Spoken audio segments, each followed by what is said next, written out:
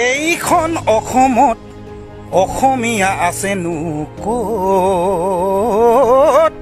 আছেনো ক'ত।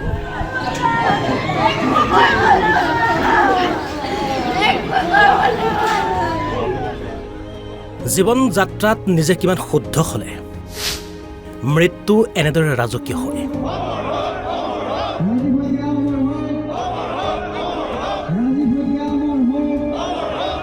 ৰাইজৰ হকে কিমান ভাবিলে কিমান কৰিলে অন্তিম যাত্ৰাত এনেদৰে বীৰ দি বাট নোপোৱাৰ পৰিৱেশৰ সৃষ্টি হয়।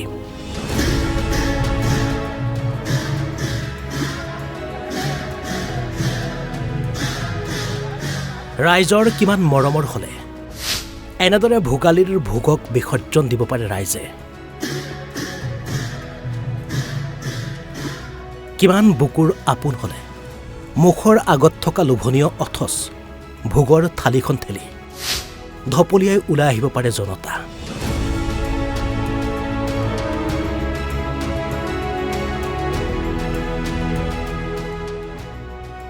শেষ যাত্ৰাক ৰাজকীয় কৰি গ'লগৈ ৰাজীৱ হতীয়া।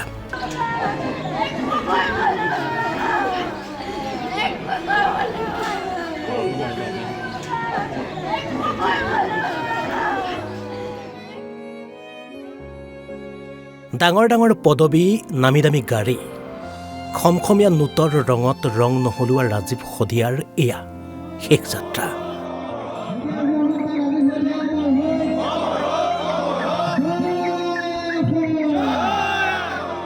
সদায়ে মাটিৰ গোন্ধ থকা মানুহৰ কথা কোৱা, ব্যক্তি স্বাৰ্থৰ ঊৰ্ধত থাকি সমাজৰ গীত গোৱা, এয়া ৰাজীৱ হতীয়াৰ শেষ যাত্ৰা।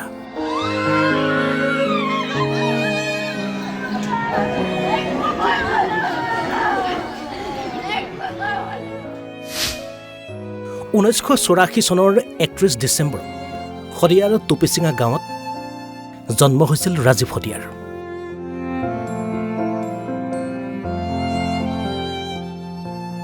গাঁৱত সকলোৱে মৰমত মাতিছিল ধাদু গগৈ। সংগীতৰ উপৰিও মানুহে মানুহৰ বাবে বুলি এক বিশেষ স্বেচ্ছাসেৱী সংগঠনৰ সৈতে যৌথভাৱে আৰ্তজনত সহায় কৰি গৈছিল ৰাজীৱ হতীয়াই।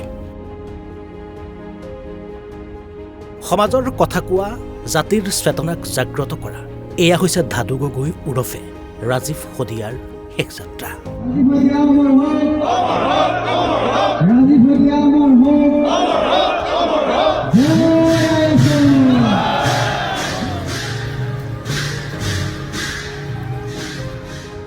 সদৌ শেষত আমি এইগৰাকী মহান শিল্পীৰ আত্মাৰ সদগতি কামনা কৰোঁ।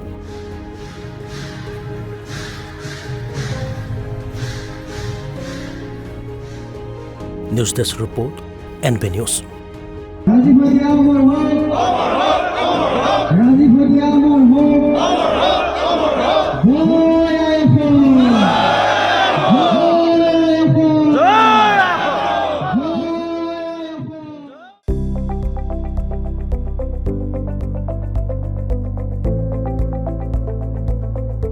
NB নিউজ, সহজ সৰল ভাষাত নৱভাৰতৰ কথা।